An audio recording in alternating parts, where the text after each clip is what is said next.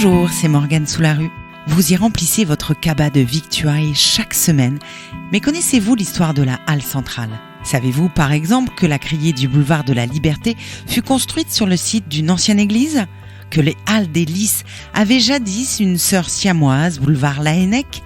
Qu'un parking automobile XXL a bien failli être aménagé place des Lys dans les années 1970 ?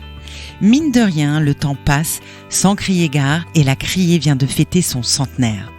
Comment ça, il est pas frais mon poisson ? C'est même tout le contraire. Voici en primeur la criée, une passion toujours fraîche, un itinéraire gourmand nous plongeant dans l'histoire du commerce rennais. Vous avez l'eau à la bouche ? Alors ouvrez grand vos oreilles.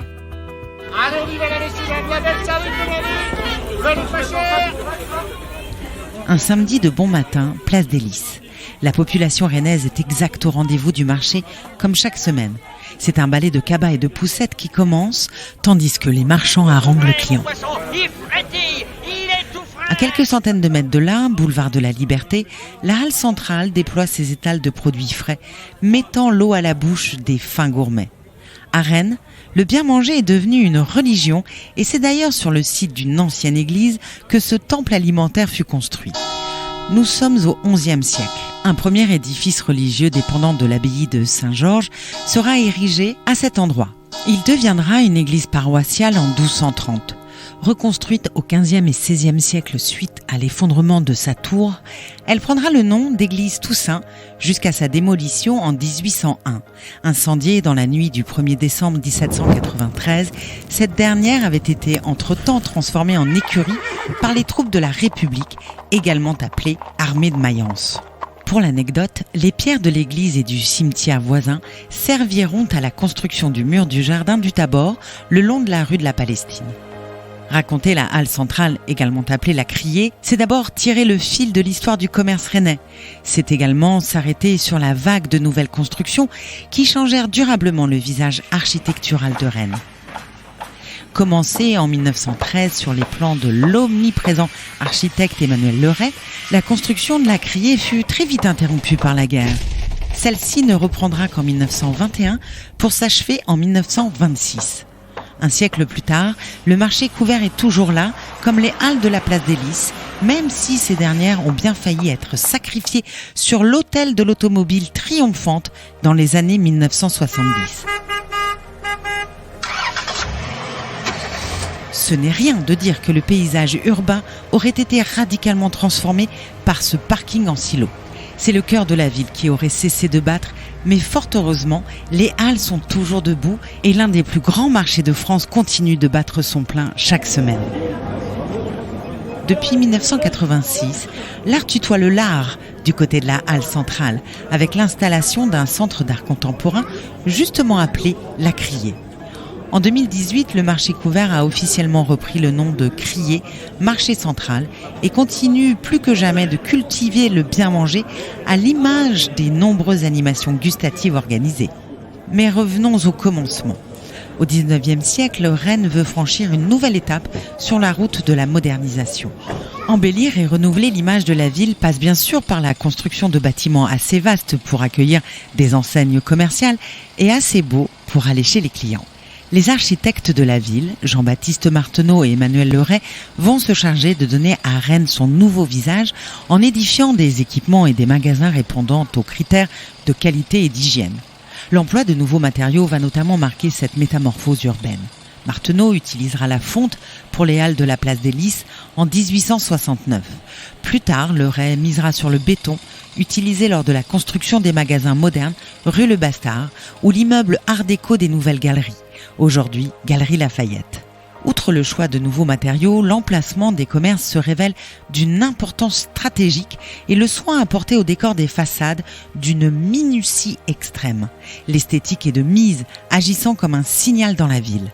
Construit entre 1885 et 1929 par les deux architectes municipaux, le Palais du Commerce fut quant à lui long à accoucher, mais cela ne l'empêchera pas d'affirmer le statut de capitale de région de la ville de Rennes.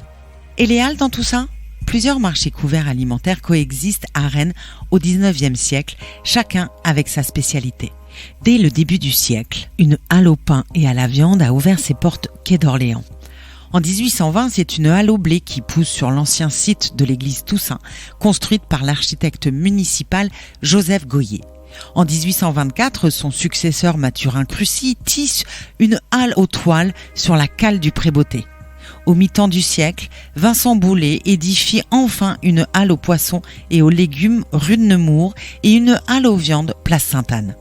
30 ans plus tard, les travaux de construction du Palais du Commerce conduiront à la destruction du marché aux poissons rue de Nemours. Ce dernier sera transféré à la place de la halle au blé qui n'a plus de raison d'être. Auparavant, l'architecte Jean-Baptiste Marteneau a conduit le chantier des fameuses halles d'Hélice entre 1867 et 1869. Il en édifiera même une réplique boulevard Laënnec en 1884 afin de desservir l'est de la ville. Emmanuel Leray construira un 3e pavillon place d'Hélice et aura le privilège d'imaginer le visage de la halle centrale. Au début du XXe siècle, la vieille halle de Goyer est devenue inadaptée aux contraintes de l'époque. Rencontrant les aspirations des habitants, le maire Jean Janvier entend faire de Rennes non seulement une des plus belles villes de France, mais encore une cité bien moderne, dotée de tous les organes nécessaires à l'hygiène des habitants. Pour réaliser cet ambitieux dessein, il confie à Emmanuel Leray la conception d'une halle centrale où l'odeur qui incommode non seulement l'acheteur, mais encore les passants et les habitants du quartier n'existera pour ainsi dire plus. La nouvelle halle se trouvera par ailleurs à proximité du quai Saint-Cyr où les barges ont l'habitude de se délester de leur chargement. La volonté d'équilibrer la ville vers le sud transparaît dans le nom donné à l'établissement. Approuvé par le conseil municipal du 22 novembre 1912, le projet de l'architecte est très ambitieux. La nouvelle halle occupera une surface de 3900 mètres carrés. Mais il faudra patienter un peu. Interrompu par la guerre, le chantier reprend en 1921. Les travaux vont être menés tambour battant et le nouveau bâtiment sera inauguré 2 ans plus tard, en mai 1923. Bordant une cour sur 3 côtés, des galeries y proposeront de la vente au panier. Le bâtiment forme quant à lui un quadrilatère dont chaque aile remplira une fonction bien déterminée. Longeant le boulevard de la Liberté, le plus grand côté sera dédié à la poissonnerie. L'aile ouest sera quant à elle dévolue aux fruits et légumes, sans oublier les volailles et le gibier. À l'est se trouvera la boucherie. Et au nord, des bureaux. Emmanuel Leray a poussé le souci du détail à l'extrême. Comme les autres édifices publics dessinés par l'architecte, le bâtiment doit être fonctionnel. Il a également entendu les demandes des utilisateurs et s'attache à faire de la halle centrale un exemple de modernité. L'hygiène figure en haut de la liste de ses préoccupations, à commencer par la poissonnerie. Leray a l'idée de doter chaque étal d'un évier en grès. Il a prévu de carreler le sol et de creuser des caniveaux où pourront s'écouler les eaux de lavage. Le rayon boucherie sera quant à lui pourvu de tables à découper en hêtres et de crochets pour pendre la viande. Les étalages des marchandes de légumes se composeront enfin de clés à gradins mobiles pour permettre le nettoyage. C'est la même mélodie dans le sous-sol où l'on prévoira par la suite de transformer les caves en entrepôts frigorifiques. Réalisation majeure d'Emmanuel Leray, la halle centrale donne toute la mesure du talent de l'architecte, révélant notamment son éclectisme. Elle met également en lumière son goût pour l'art déco et un jeu subtil entre la brique claire, le grès flammé et la céramique. Qui a dit que le beau ouvre l'appétit ? Le décor de la halle centrale sera justement l'objet de toutes les attentions. Des motifs d'inspiration marine y mettent notamment en scène des langoustes, des crabes et des vagues. Les bandeaux de carrelage sont en briques rouges, les parements en briques blanches et les socles en granit bleu. Sans oublier les toits en tuiles marron pour chapeauter le tout. Rehaussées en 1993 lors de la rénovation des halles, toutes ces couleurs n'ont d'égal que les saveurs proposées aux promeneurs. Ce podcast s'achève, il est désormais temps de passer à table en espérant que cette petite histoire de la halle centrale et du commerce rennais ne vous aura pas laissé sur votre faim. C'était La Criée, une passion toujours fraîche, un récit de Jean-Baptiste Gandon, mis en bouche par Morgane Soularue.